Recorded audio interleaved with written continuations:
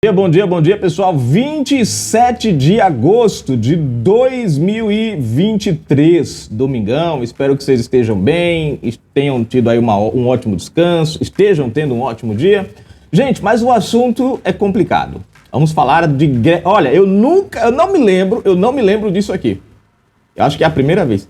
Greves de prefeituras. Bom, nesse governo tem de tudo. Segura aí que a gente vamos para os comentários aqui rapidinho. Primeiro comentário do nosso vídeo. Zeni Vieira, um abraço Zeni, comentando aqui, seja muito bem-vinda. Meu Deus, esses inimigos estão com perseguição velada contra o melhor presidente que o Brasil já teve, mas vocês vão ficar querendo. Veja só, ela comentou aqui no vídeo, diretor da PF confirma que 17 milhões de Bolsonaro podem ser bloqueados, né? Um absurdo, gente. Né? Agora, presta atenção, obrigado Zeni, presta atenção agora, gente, na matéria que eu vou trazer para vocês. Olha o título. Inédito, prefeituras vão entrar em greve contra governo do PT. Gente, são vários estados. Vocês não ouviram? Prefeituras vão entrar em greve contra governo do PT. Eu já trouxe aqui, inclusive, alguns vídeos, né, de prefeitos reclamando. Prefeitos que até votaram no PT, viu? Eu trouxe aqui alguns. Fizeram campanha para o PT, para Lula, que votaram em Lula e que hoje, aqui na Paraíba e na Bahia, né, e que hoje estão reclamando. No tempo de Bolsonaro não faltava repasse. Os repasses é o FMDI, daqui a pouco eu vou ler o nome da sigla ali que eu não lembro agora, é FDM alguma coisa. É o FPM, Fundo de Participação dos Municípios, né, uma das reclamações. Né, uma das reclamações. Os caras estão reclamando, porque no tempo do malvadão, do ruinzão Bolsonaro, do autoritário, do cabra ruim da gota serena, né? Do ditador, naquele tempo de Bolsonaro, não faltava. Eu vejo prefeitos, vocês vão encontrar fácil, prefeitos petistas, dizendo que no tempo de Bolsonaro não faltava os recursos. E a parte que chama atenção, gente, que é uma coisa que eu falo sempre aqui, Bolsonaro enfrentou, no primeiro ano, enfrentou a dificuldade para governar por causa do Congresso, principalmente da esquerda, que impedia tudo. Não importava se era bom ou não para o povo, sempre achava um jeito de criticar. Sempre achava um jeito de colocar... 13º salário para o Bolsa Família. Não pode, porque não sei o quê, babá. Lembram disso? Não tem hoje, por quê? Porque eles não quiseram. Se o PT pensasse no povo, tivesse vergonha na cara, hoje tinha 13º do Bolsa Família. Não tem. No governo Bolsonaro chegou a ter uma vez por causa da medida provisória. Da medida provisória que ele fez. Lula entrou e já cortou as asinhas do 13º, dizendo que era inconstitucional, porque era um auxílio. Quer dizer, eu não entendo, é inconstitucional. Ajudar o povo é inconstitucional. Gastar 20 milhões, mais de 25 milhões em viagens em 7, 8 meses de governo não é inconstitucional, mas deixa pra lá, o assunto não é esse. E aí o que aconteceu? Os caras estão reclamando porque Lula não está repassando o dinheiro. Já se roda o burburinho por aí, dizendo que Lula não gosta dos municípios, porque só o governo federal tá ficando com tudo. Os servidores mais bem pagos do governo federal, os melhores serviços do governo federal. Agora, os municípios que envolvem o povo, que de fato envolve o povo, esses, e são vários estados, gente. Várias prefeituras de vários estados que estão entrando em greve. Esse é o governo. Bolsonaro enfrentou a pandemia, a gente não viu isso acontecer. Deixa eu perguntar para você, qual foi o município que Bolsonaro abandonou durante a pandemia? Sem arrecadação, sem entrar dinheiro, porque fecha tudo, fica em casa, o Estado deixou de arrecadar, o governo federal deixou de arrecadar, mas não deixou de socorrer o povo, não deixou de atender as prefeituras, deu nó em pingo d'água a Paulo Guedes, e acho que essa é a grande diferença, né? Trocar Paulo Guedes por Haddad não dá coisa boa. Mas não dá mesmo, tá aí, Tá aí. Né? E aí, Bolsonaro socorreu. Passamos 2020, 2021... A coisa começou a melhorar em 2022. Entra o governo PT, sem pandemia, sem crise da Ucrânia, sem nada disso. Estamos vendo o que estamos vendo. E o horizonte não revela nada de bom no futuro. Vamos para a matéria? Se você não é inscrito no canal, se inscreve agora mesmo, ativa aí o sininho das notificações, marque a opção receber todos os vídeos na descrição, chave Pix. Se você gosta do nosso canal, curte o nosso trabalho, eu convido você a ser um patrocinador, eu convido você a ser um colaborador, a gente precisa muito mesmo da sua ajuda. As nossas lives todos os sábados às 20 horas, 30 minutinhos. Ontem o chicote tralou no meu lombo, né? A minha sorte lá, né? A Tânia Oliveira foi sem pena ontem, né, Tânia? A minha sorte é que a Vivi Hobbit só chegou no final, porque senão a peia tinha sido em dobro. Ai, já tem, né? Mas enfim, mas é bem bacana. A live aqui, vocês participam, é vocês quem faz a live comigo aqui. O comentário de todo mundo é lido aqui, é muito bacana. E no final da descrição, links das redes sociais para você acompanhar a gente no Twitter, no Trends, no Instagram, ó, corre lá, hein? Bom, ao menos 140 prefeituras potiguares suspenderam a execução de serviços administrativos na próxima quarta-feira, 30, em uma paralisação organizada pela Federação dos Municípios do Rio Grande do Norte, FEMOR. O ato reivindica maior repasse financeiro por parte da União e não irá afetar os serviços essenciais, que continuarão funcionando normalmente.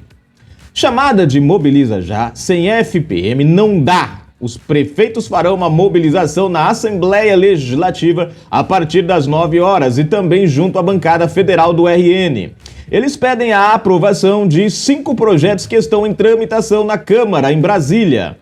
Entre eles, da PEC 25/2022, que aumenta em 1,5% o valor do Fundo de Participação dos Municípios, que passaria de 22,5% para 24%.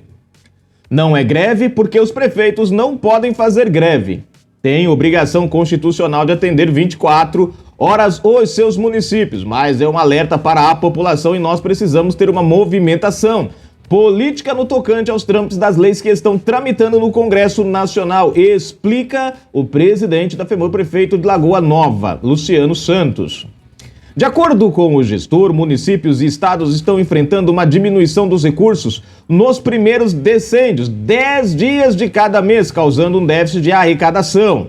E aí, majorando por muito tempo, nós não poderemos suportar essas oscilações, especialmente para muito baixo. Quase um terço do que esperávamos arrecadar não veio aos cofres do município, disse. A decisão sobre a paralisação foi tomada em uma reunião remota do Conselho Deliberativo da FEMURG. Na quarta, 23 entidades municipalistas de outros estados também devem participar, como do Piauí, Maranhão, Paraíba, Alagoas, Bahia, Ceará, Pernambuco, Santa Catarina, Mato Grosso, Paraná, entre outros.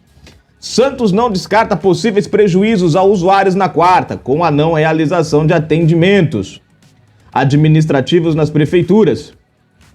O cidadão, de certa forma, vai se frustrar, mas ao mesmo tempo vai entender que o prefeito da sua cidade está fazendo aquilo ali para dizer: você, cidadão, também deve entender que os municípios, na divisão do bolo tributário da União, só ficam com 22%, enquanto a União fica com mais de 60%. Isso tá certo? Questiona Luciano Santos. Na verdade, gente, o município é quem devia ficar com a maior parte, já que é o município quem atende de frente, é o que está ali junto do povo, é quem presta serviço de fato ao povo. É injusto esse negócio, viu? Quero dizer, tudo que é do governo federal é bonito, é lindo, é maravilhoso. O salário dos servidores federais são os melhores, os profissionais são os melhores. Então, por que tudo que é ruim fica para os municípios? O presidente da FEMURG diz que orienta aos demais prefeitos que os serviços considerados indispensáveis sejam mantidos, como urgência, emergência, educação e segurança. De acordo com a FEMURG, o contexto financeiro das prefeituras é alarmante, segundo a Confederação Nacional de Municípios, CNN. Pelo menos 65% dos municípios norte-riograndenses tiveram déficits entre receitas e despesas no primeiro semestre do ano. Olha só. Os repasses para as prefeituras em julho deste ano, provenientes principalmente da FPM, que constitui a principal fonte de recursos para mais de 90% das prefeituras, diminuíram 34% em relação ao mesmo período de 2022. E olha que nós estávamos ali ainda no fim da pandemia, hein? Com Bolsonaro. E tinha dinheiro.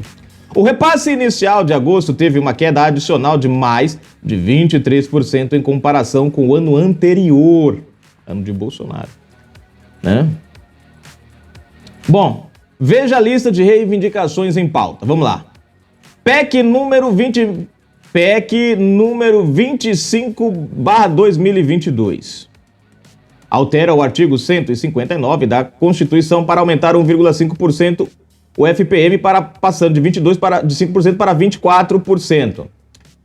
PL número 2384/2023 dispõe sobre a conformidade tributária no âmbito da Secretaria Especial da Receita Federal do Brasil no Ministério da Fazenda Nacional.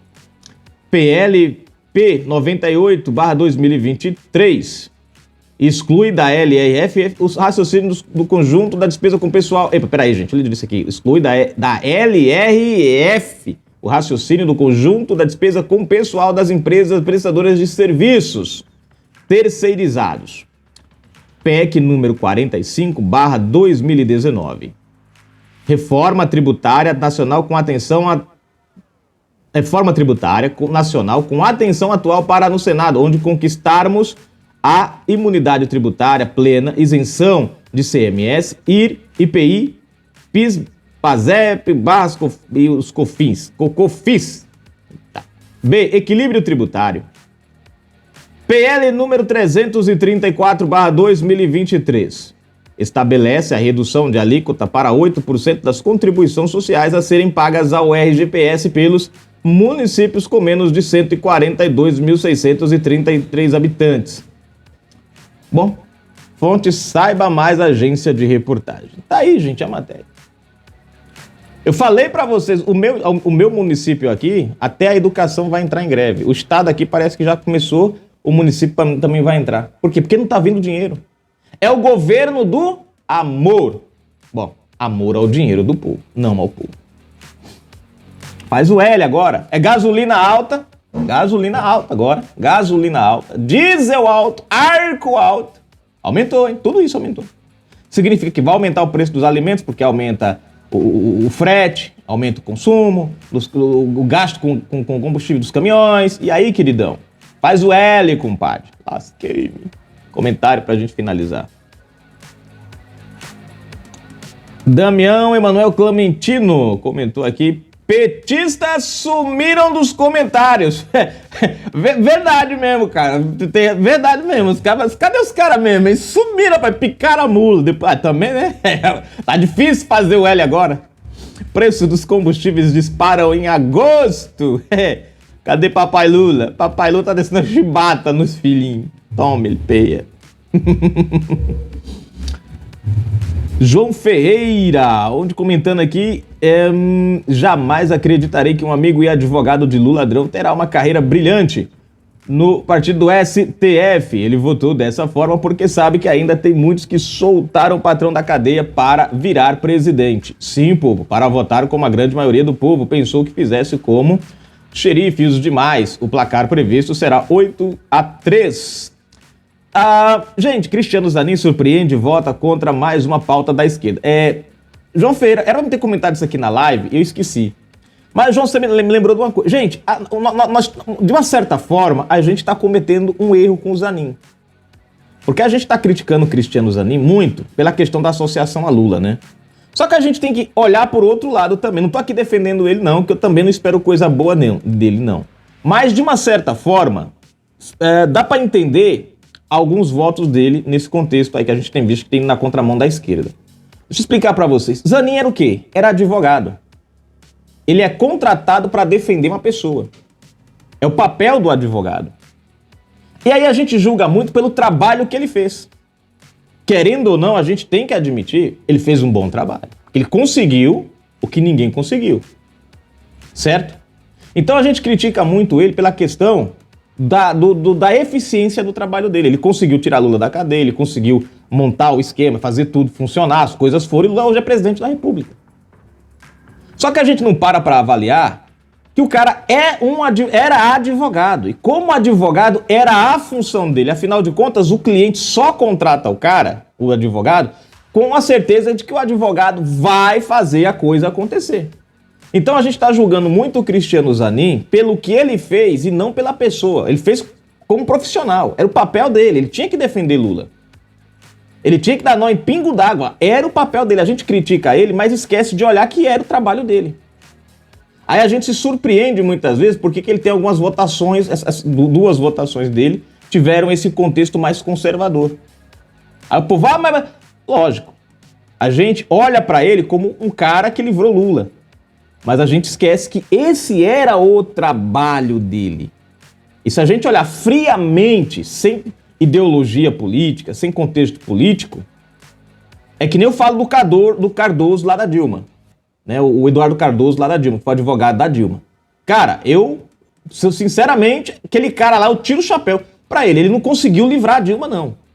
Mas o cara fez um trabalho como advogado excepcional mesmo, porque não tinha jeito pra mulher escapulir. Mas que o cara fez um trabalho muito bem feito, o cara fez.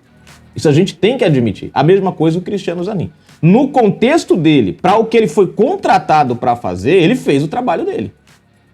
O fato dele livrar Lula era para isso que ele estava sendo pago. Era para isso que ele estava sendo pago. Lula, para ele, era um cliente. Ele ganhou milhões com isso. Mas ele ganhou milhões com isso. Então, às vezes a gente se surpreende porque às vezes a gente esquece o lado profissional do cara. Né?